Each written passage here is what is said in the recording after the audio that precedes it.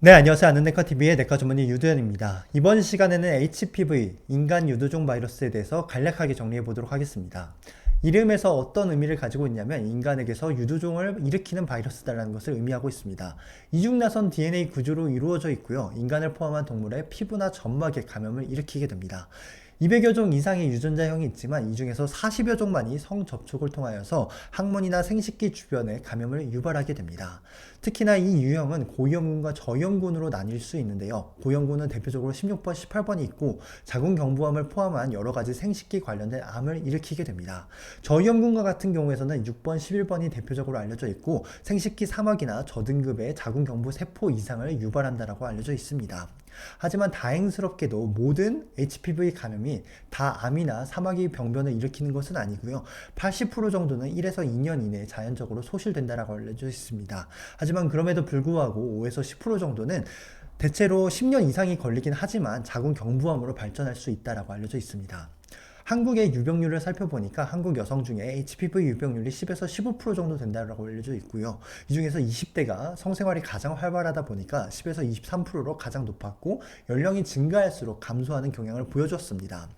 HPV에 대한 유병률은 사실 정상 자궁경부에서는 그 유병률이 10%밖에 되지 않지만 자궁경부에 이상 소견이 있다라고 했을 때는 HPV 유병률이 무려 86%까지 증가하는 소견을 보였고 특히나 16번, 18번과 같은 경우에서는 자궁경부암의 70%가 다 16번, 18번이 보고되고 있을 정도로 밀접하게 연관이 있었습니다.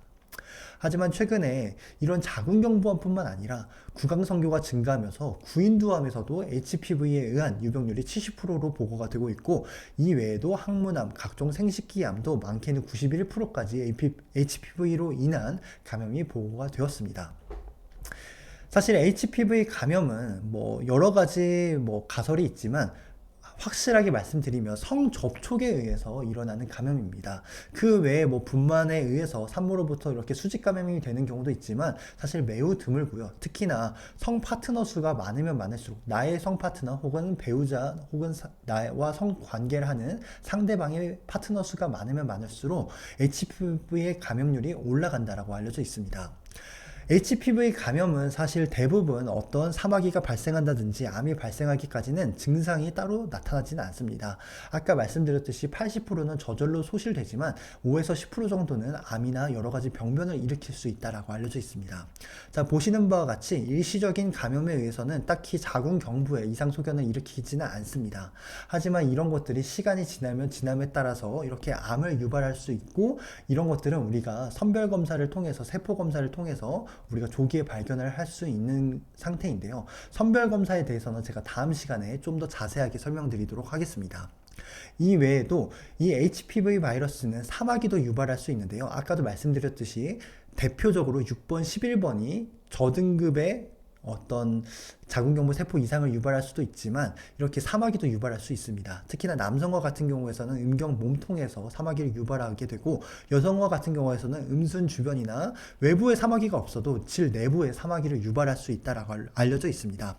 감염 이후에 사마귀가 발생하기까지는 대략 2에서 3개월 정도가 소요된다라고 알려져 있고 생식기 사마귀 치료는 분명히 치료가 될 수 있습니다. 하지만 재발률이 30% 이상이 된다라고 알려져 있습니다.